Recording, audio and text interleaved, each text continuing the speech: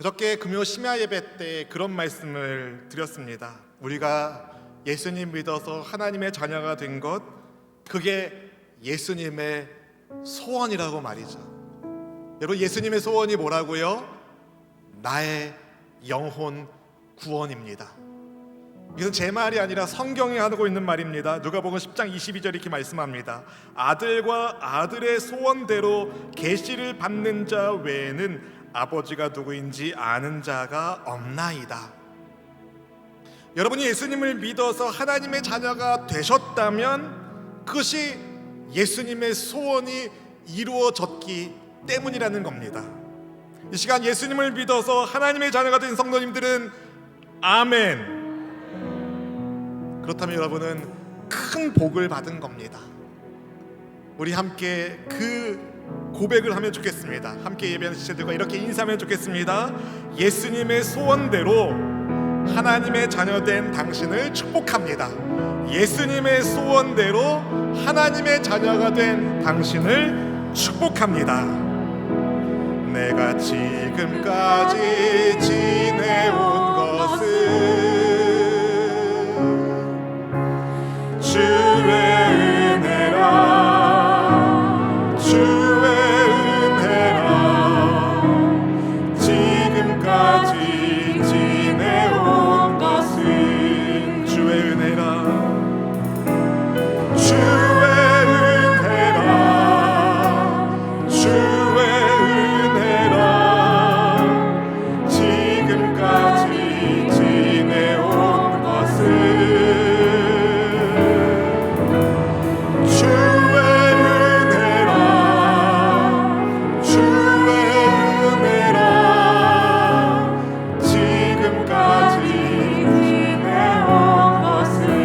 하나님의 자녀 된 것 주의 은혜입니다.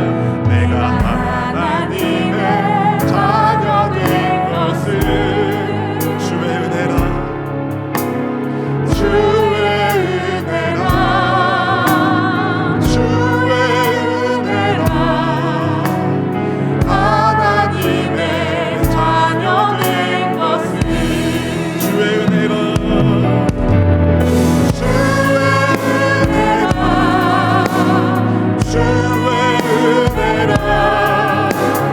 하나님의 자녀 된 것은 주의 은혜라, 주의 은혜라. 하나님의 자녀 된 것은. 성자 하나님 아들 예수님의 소원에 따라 성령 받아 예수님 영접하여 하나님의 자녀가 된 우리, 주의 이름으로 주님 앞에 경배하는 이곳을 하나님의 백성이 있는 처소마다 하나님 은혜를 풍성하게 더하시니 감사드립니다.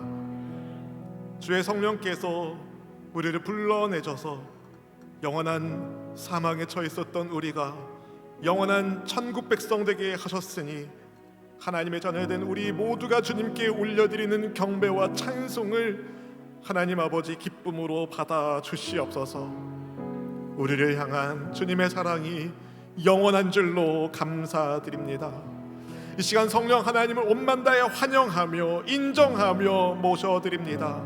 우리 가운데 좌정하여 주시고 하나님의 기운을 더하여 주셔서 이 땅을 살면서 받았던 모든 피곤하고 지친 몸과 마음이 하나님의 날개끈을 아래서 참된 평안과 쉼과 안식을 누리도록 인도하여 주시옵소서. 수고하고 무거운 짐진 자들아 다 내게로 오라 말씀하신 주님의 부름 앞에 나아갑니다. 주님, 참된 안식을 허락하시고 새로운 힘을 공급하여 주시옵소서. 부족한 이 종의 입술을 하나님이 붙잡아 주시고 오직 생명의 하나님 말씀이 온전히 전달되게 하여 주셔서 말씀에 순종하는 주의 백성들의 삶이 형통하게 하여 주시옵소서. 우리 가운데 선한 일을 시작하시고 영원토록 함께하여 주시는 선한 목자 주 예수님의 이름으로 간절히 기도하옵나이다. 아멘. 예수님의 소원대로 하나님의 자녀된 우리가 하나님의 기쁨인 줄로 믿습니다. 중국 변방에 한 노인이 살고 있었습니다. 그에게는 말이 한 마리 있었습니다. 그런데 어느 날 그 말이 집을 나갔습니다. 그래서 마을 사람들이 노인을 위로했습니다. 어떡합니까? 어떡합니까? 그런데 그 노인은 이 일이 복이 될지 누가 알겠소 답했습니다. 얼마 후 집 나갔던 그 말이 다른 말을 데리고 왔습니다. 사람들이 노인한테 아이고 복 받으셨습니다. 복 받으셨습니다 했습니다. 그랬더니 그 노인은 이 일이 화가 될지 누가 알겠소 했답니다. 며칠이 못 되어 노인의 아들이 새로 온 그 말을 타다가 떨어져 다리를 다쳤습니다. 마을 사람들이 걱정하며 노인을 위로했습니다. 그런데 그 노인은 이 일이 좋은 일인지 나쁜 일인지 어떻게 알겠소 했습니다. 사람들은 그를 이상하게 생각했을 것입니다. 그런데 얼마 후에 큰 전쟁이 일어났습니다. 그때 많은 젊은이들이 강제로 징집되어 전쟁터에 나가게 되는데 다리를 다친 그 노인의 아들만은 면제가 되어 죽음을 피할 수 있었다고 합니다. 이 이야기에서 유래한 고사성어가 세옹지마입니다. 세옹지마.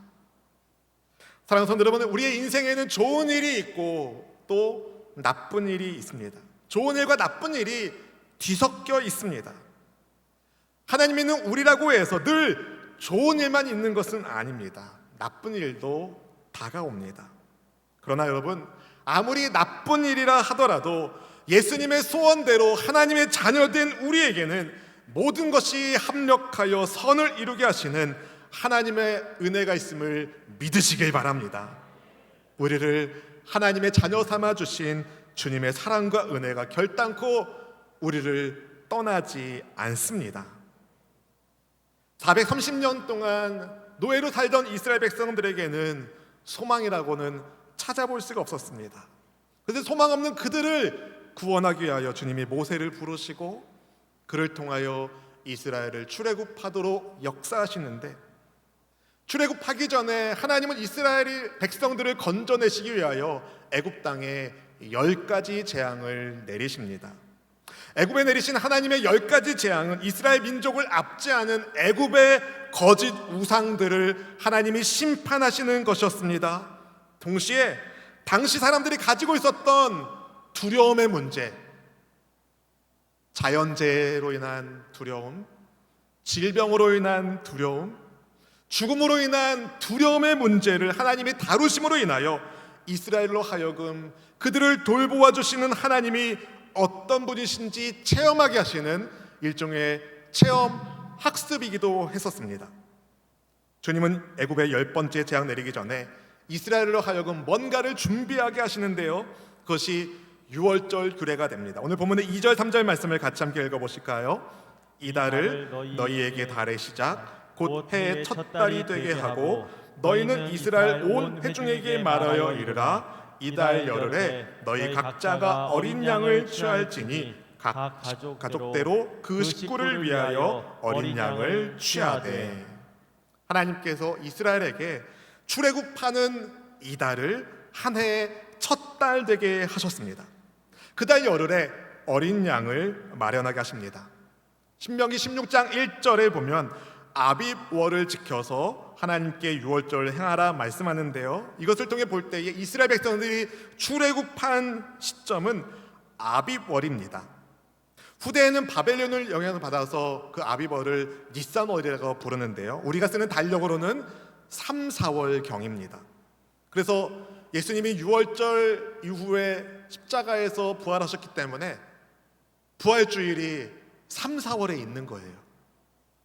하나님은 지금껏 이스라엘이 사용해 왔었던 애굽의 달력을 버리게 하시고 이스라엘이 애굽의 노예에서 벗어나게 되는 그 달을 한 해에 정월되게 하셨습니다. 이것은 마치 예수님의 탄생의 그점으로 주전과 주후, BC와 AD로 구분되는 것처럼 이스라엘의 출애굽이 그들의 역사에 있어서 굉장히 중요한 기점이라는 것을 하나님이 말씀하시는 것이었습니다. 출애굽은 단순히 이스라엘 백성들이 고향 땅으로 되돌아가는 것 정도가 아니었습니다. 430년 만에, 몇 년 만에요? 430년 만에 이스라엘의 애굽의 노예 생활을 청산하고 끝내고 하나님의 보살피심 가운데 자유로운 하나님의 백성으로 공동체적으로 새롭게 출발하는 위대한 구원 사건이 출애굽입니다. 그래서 하나님은 모세와 아론에게 이를 기억하게 하는 유월절 규례를 이스라엘 온 회중에게 전하게 하셨습니다. 이스라엘 전체가 지켜야 하는 유월절은 원래는 고대 근동 유목 문화 중에 하나였습니다. 일종의 이동을 위한 의식이었습니다. 무슨 말이냐면 그 지역 그 동네 사람들은 비가 내려서 광야에 풀이 있는 동안에는 양과 염소 같은 것들을 데리고 목동 생활을 했습니다. 그러다가 우기가 끝나고 날이 뜨거워지는 계절이 오면 더 이상 짐승 먹이기가 힘든 환경이 되어서 사람과 가축이 더 살기 좋은 곳으로 이동을 했습니다. 그렇게 장소를 이동하기 전에 이동을 위한 의식을 했는데 하나님이 이러한 유목민들의 전통에 새로운 영적 의미를 부여하신 거예요. 애굽에 처음 난 것들을 치시고 이스라엘을 해방시킨 구원의 밤을 기억하게 하는, 기념하게 하는 날로 유월절을 제정하게 하셨습니다. 하나님께서 각 가족대로 그 식구들을 위하여 어린 양을 잡게 하시는데 그 시대 이스라엘은 아버지 밑에 결혼한 형제들이 가문을 이뤄서 함께 살고 있었기 때문에 3, 4대가 한 집을 이루는 대가족이었습니다. 그런데 각 집마다 식구 수가 다르잖아요. 하나님은 각 사람이 먹을 수 있는 양을 고려하게 하셨습니다. 만약에 식구가 적어서 어린 양 한 마리가 너무 많으면 옆집에서 그 1인분을 계산해서 더 먹을 사람을 데리고 와서 함께 먹게 하셨습니다. 왜냐하면 유월절 어린 양 고기는 다음 날까지 남겨두면 안 되기 때문입니다. 아침까지 남은 고기는 다 불에 태워서 버려야 했습니다. 그런데 혹시라도 식구가 작아서 고기가 많이 남으면 그 고기가 아깝겠어요? 안 아깝겠어요? 고기를 좋아하지 않으면 안 아까운데 저처럼 고기를 좋아하는 사람에게는 그게 너무 아까운 거죠. 그래서 혹시라도 고기가 아까워서 하나님의 말씀에 불순종할 위험이 있습니다. 하나님은 그런 것까지 다 섬세하게 고려하셔서 유월절 양을 준비하게 하시고 그것을 구워 먹게 하시죠. 유월절 어린 양은 흠없고 일련된 수컷으로 했는데 우리말 성경에 어린 양으로 번역된 히브리어 단어는 사실은 무리를 이루는 가축대 중에 하나입니다. 그래서 양도 되고 염소도 되는 거예요.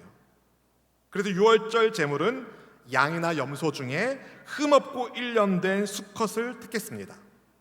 그러니까 아비벌 10일에 제물로 택해진 양을 아비벌 14일에 잡는데요. 4일의 시간이 중간에 비어 있잖아요. 아마 그 시간 동안에는 하나님께 드리는 이 양을 검수하는, 흠이 있는지 없는지 살펴보는 시간이었을 것이고 그 양의 희생을 생각하면서 하나님 뭔가를 기억하게 하시는 장치였습니다. 아비벌 14일 해질 무렵에 이스라엘 자손들이 유월절 제물을 잡아서 그 피를 집의 좌우 문설주, 문 기둥과 상인방, 일종의 대들보 같은 양쪽 기둥의 맨 위를 가로지른 막대에 그 피를 발랐습니다. 이것은 유월절 어린 양을 잡는 것이 그저 고기 먹으려고 잡는 것이 아닌 것을 말하는 겁니다.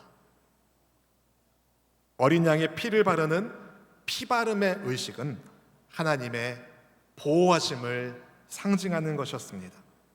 본문 13절 말씀을 같이 함께 읽어보실까요? 내가 애굽 땅을 칠 때에 그 피가 너희가 사는 집에 있어서 너희를 위하여 표적이 될지라. 내가 피를 볼 때에 너희를 넘어가리니 재앙이 너희에게 내려 멸하지 아니하리라. 아멘.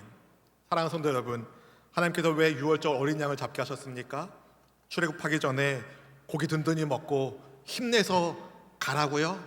물론 그것도 있지만 하나님을 믿는 백성을 보호하시기 위함이었습니다.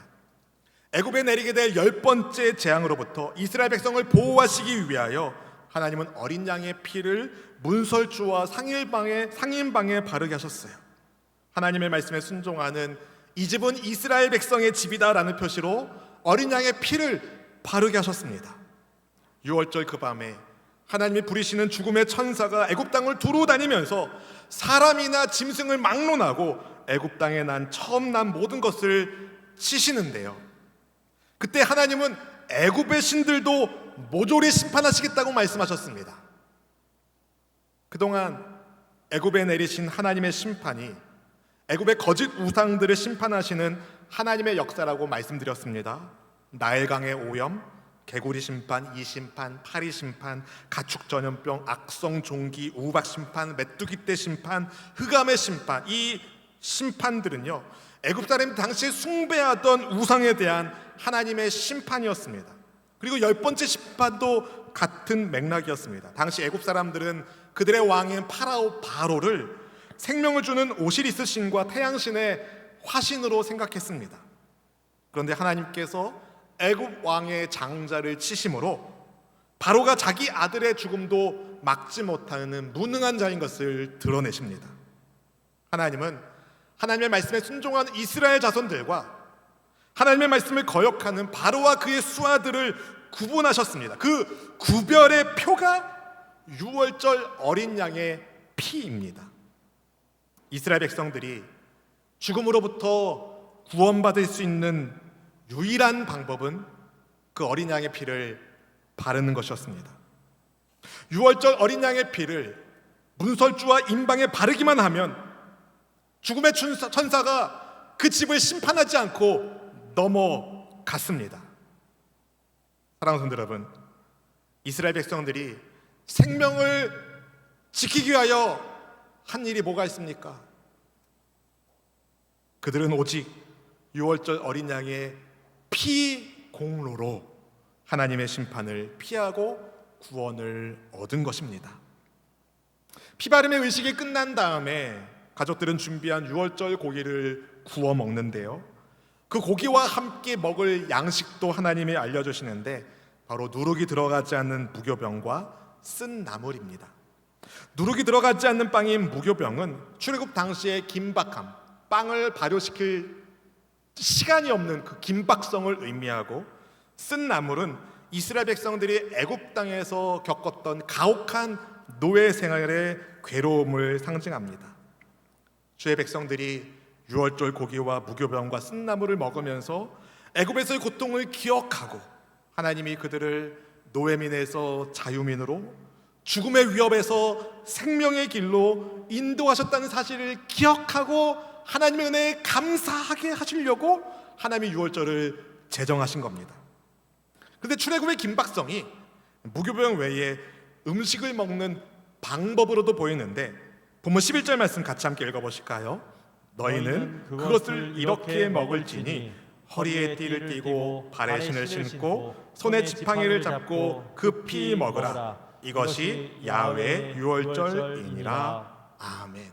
하나님은 이스라엘 백성들로 하여금 허리에 띠를 띠고 발에 신발을 신고 손에 지팡이를 잡고 신속하게 유월절 음식을 먹게 하셨습니다. 왜 그렇습니까? 출애굽의 명령이 언제 떨어질지 모르는 그때의 긴박성을 잊지 않게 하시기 위함입니다. 여러분, 캠핑장에 가서 신발 신고 구워 먹는 거 이상하지 않아요. 그죠? 캠핑을 가봤어야 알죠. 캠핑장에 가서 텐트 앞에서 숯불을 피워서 고기를 구워 먹으면서 신발 신고 허리띠 메고 지팡이 짚고 있는 거 전혀 이상하지 않아요. 집게 들고 있는 거 이상하지 않아요. 그런데 집안에서 신발 신고 허리띠 메고 지팡이 쥐고 달려갈 것처럼 포즈를 취하고 밥 먹으면 이상해요, 안 이상해요?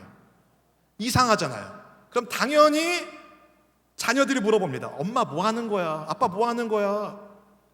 그럼 부모님 뭐라고 얘기해요? 아, 얘들아, 이것은 말이야, 우리 민족이 애굽의 노예로 있었을 때 하나님의 은혜로 출애굽했던 그때를 기억하게 하는 하나님이 우리에게 말씀하신 거란다. 그러면서 자연스럽게 식탁에서 교육이 이루어지죠. 하나님의 은혜를 잊어버리지 않는 교육, 영원히 대대로 이어질 야훼 절기 유월절을 기억하게 하는 장치로서 하나님께서 그렇게 또 마련하신 것이기도 합니다. 그런데 유월절 절기는 이상하게 여호수아 시대까지는 잘 지켜졌습니다. 그런데 아주 오랫동안 이스라엘 백성들이 지키지 않아요. 유다 왕 히스기야와 요시야 때에서야 잠시 유월절을 기념했습니다.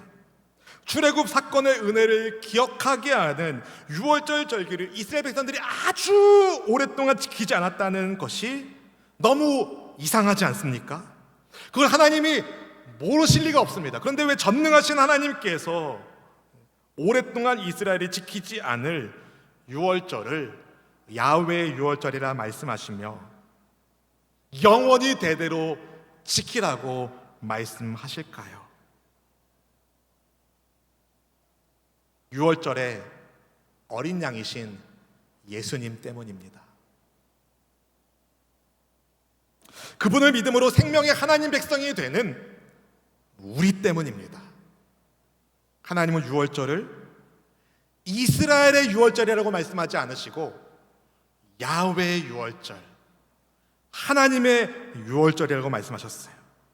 이스라엘은 유월절을 잊었어도 하나님은 기억하신다는 거죠. 야훼 하나님의 유월절은 생명과 죽음을 가르는 하나님의 절기입니다. 하나님의 백성으로서 생명의 길에 있을 것인가, 아니면 애국과 같은 죄의 세상에 속한 죄인으로 죽음의 길에 있을 것인가, 한번 상상해 보세요. 처음 출애굽할 때 유월절을 지키던 모세 시대 이스라엘의 한 가정에 여러분이 초대되어서 유월절 음식을 먹는다고 한번 상상해 보세요. 그동안 이스라엘 백성들은 출애굽에 대한 기대가 있었다가 없었다가 없었다가 있었다가 왔다 갔다 했습니다. 왜냐하면 바로가 계속 왔다 갔다 했기 때문이죠. 기대 반 좌절 반입니다. 하나님께서 애굽에 정말 9가지 재앙을 내리셨음에도 이스라엘 백성들을 대하는 바로의 태도가 크게 달라지지 않으니까 이스라엘 백성들이 출애굽을 위해서 할 수 있는 게 아무것도 없었어요. 그래서 하나님께서 모세와 아론에게 말씀을 주신 겁니다. 그리고 말씀을 따라서 그 밤에 준비한 유월절 양을 잡고 피를 발랐습니다. 그 피 먹는 자세로 구운 양고기와 무교병 그리고 쓴 나물을 먹었습니다. 그때 여러분 무슨 생각을 했겠습니까? 그 밤에 모든 것이 결판납니다. 이스라엘의 출애굽이 이루어지는지 아닌지 모든 것이 그 밤에 결정나는 거예요. 얼마나 떨렸을까요? 아침이 되기 전 그 밤에 여기저기서 애굽에서 통곡하는 소리가 들립니다. 죽음의 천사가 심판한 거죠. 애굽에서 처음 난 모든 것들이 다 죽임을 당했습니다. 오로지 어린 양의 피가 발라져 있는 이스라엘 자손의 집만 무사했습니다. 사랑하는 성도 여러분, 하나님께서 유월절 어린 양의 피를 뿌리라고 명령하신 것은 그런데 단순히 이스라엘 백성들을 죽음으로부터 보호하시기 위한 것만이 아닙니다. 그들이 약속의 땅을 향하여 갈 수 있도록 하신 거죠. 여러분, 예수 그리스도의 보혈의 피값은요, 우리를 죽음에서 단순히 구원해 주신 것만이 아닙니다. 언약 백성으로 천국 백성 되게 하시기 위하여 예수님께서 피를 흘리신 것입니다. 주님의 명령은 애굽에서 노예 생활로 고통 가운데 있었던 이스라엘 백성들에게 자유를 주시기 위한 것이었습니다. 유월절 어린 양 사건 덕분에 이스라엘 백성들은 죽음으로부터 보호받았고 노예 신분에서 자유민의 신분으로 죄의 수하에서 하나님의 백성으로 운명이 바뀌었습니다. 이스라엘의 야훼 유월절이 2022년을 살아가고 있는 우리와 무슨 상관이 있을까요? 엄청난 상관이 있습니다. 여러분, 생명과 죽음은 한 끗 차이예요. 어린 양의 피가 있느냐 없느냐. 인생을 살아가면서 우리는 많은 두려움의 문제들을 만납니다. 각종 사건, 사고들, 재난들, 죽음의 소식들. 그 모든 것들이 사람들을 두려워하게 하고 공포에 떨게 합니다. 그러나 여러분, 유월절 어린 양의 피에 은혜를 입은 백성들에게는 확신이 있습니다. 믿음이 있습니다. 하나님이 보호하여 주신다. 하나님이 인도하여 주신다. 예수님 믿는 우리는 모두 야훼 하나님의 유월절에 은혜를 입었습니다. 고린도서 5장 7절 말씀을 같이 함께 읽어보실까요? 너희는 누룩 없는 자인데 새 덩어리가 되기 위하여 묵은 누룩을 내버리라. 우리의 유월절 양 곧 그리스도께서 희생되셨느니라. 아멘. 예수님이 누구시래요? 유월절 어린 양 그리스도.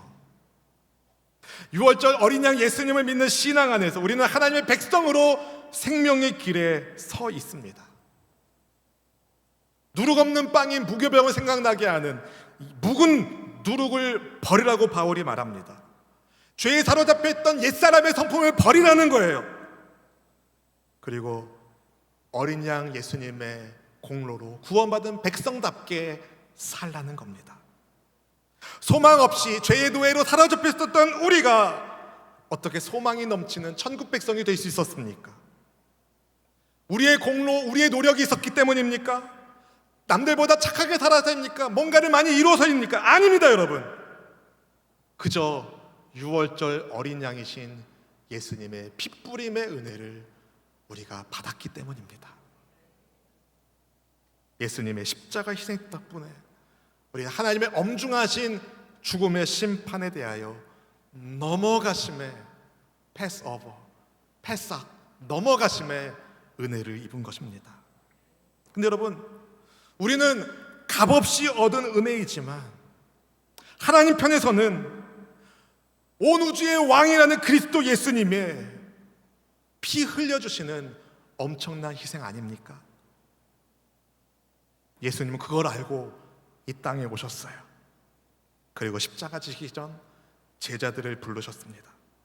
그리고 유월절 만찬을 나누셨어요. 그때 주님은 떡을 떼어 주시면서 이것은 내 몸이다 하셨고, 잔을 주시면서 이런 말씀하셨습니다. 마태복음 26장 28절 말씀 같이 함께 읽어보겠습니다. 이것은 죄사함을 얻게 하려고 많은 사람을 위하여 흘리는 바 나의 피 곧 언약의 피니라. 아멘. 이 피의 은혜가 우리를 하나님의 자녀되게 한 것입니다. 6월 만찬 이후에 겟세마네 기도 동산에서 체포되신 예수님, 십자가 위에서 못 박히셔서 몸을 찢으시고 피를 쏟으셨습니다. 그렇게 죽으셨습니다. 그러나 주님은 말씀대로 다시 살아나셨습니다. 여러분, 영원한 제물 되시는 예수님께서 친히 자원하셔서 십자가의 제물이 되셔서 우리를 사망에서 건져주시는 유월절 어린 양이 되었기 때문에 우리가 생명의 나라의 백성이 되었고 하나님의 자녀가 되었고 영원한 천국 백성이 되었습니다. 우리 교회 본당 리모델링 하고 있어서 공사 중에는 성찬식 하는 것이 조금 힘들지 않을까 생각했는데요, 오늘 말씀을 묵상하고 준비하면서 하나님이 성찬식을 꼭 해야 된다고 말씀하셔서 합니다. 여러분, 오늘 우리는 신약의 유월절 만찬을 부리는 성찬식을 합니다. 성찬식을 통해서 온갖 죄악으로부터 우리를 건져내 주신, 자유 주신 출애굽의 하나님과 우리의 죄와 허물을 유월절 어린 양으로서 대신 짊어지시고 희생하신, 십자가 위에서 죽으셨으나 다시 부활하신 예수님을 기억하고 감사한 우리 모두가 되기를 축복합니다. 여러분, 유월절 어린 양 예수님의 은혜를 모르는 사람들에게는 소망이 없습니다. 그들의 인생은 두려움투성입니다. 언제 사망에 이를지 모르는, 언제 재난에 빠질지 모르는 절망의 인생입니다. 그러나 유월절 어린 양 예수님의 핏부림의 은혜를 입은 우리에는 두려움이 아니라 소망의 인생을 삽니다. 죽음이 아니라 생명의 나라를 소망하며 삽니다. 재난이 아니라 절망이 아니라 주의 구원과 은혜가 우리와 함께 있음을 믿습니다. 여러분, 오늘 본문이 말합니다. 야훼 유월절 대대로 영원히 지키라. 우리 평생에 대대로 영원히 예수님의 십자가 보혈의 피를 의지하며 사는 우리 모두가 되기를 주의 이름으로 축원드립니다. 십자가의 주 예수님 은혜 잊지 않고 영원히 대대로 감사하며 이 찬양 부르길 원합니다. 주 보혈 날 정결케 하고 주 보혈 날 자유케 하니 주 앞에 나 예배하는 이 시간 나의 모든 것을 주께 드리네.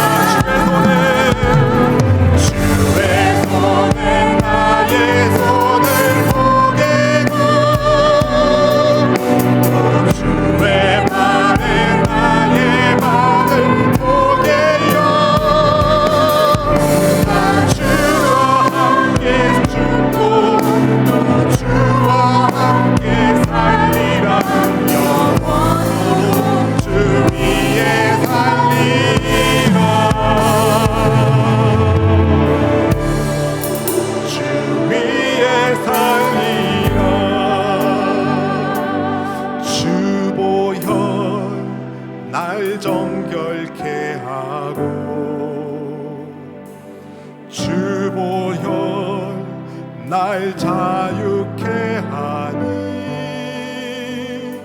주 앞에 나 예배하는 이 시간 나의 모든 것을 주께 드리네. 주의 손 날 위에 지키셨고 주의 발 날 위에 박히셨으니 이제는 내가 사는 것이 아니요 오직 주를 위해 사는 것이라. 주의 손에 나의 손을 포기길 원합니다. 주의 손에 나의 손을 포개고 또 주의 발에 나의 발을 포개요. 나 주와 함께 죽고 또 주와 함께 살리라. 영원토록 주 위에 살리라. 주의 손에 나의 손을 포개고 주의 손에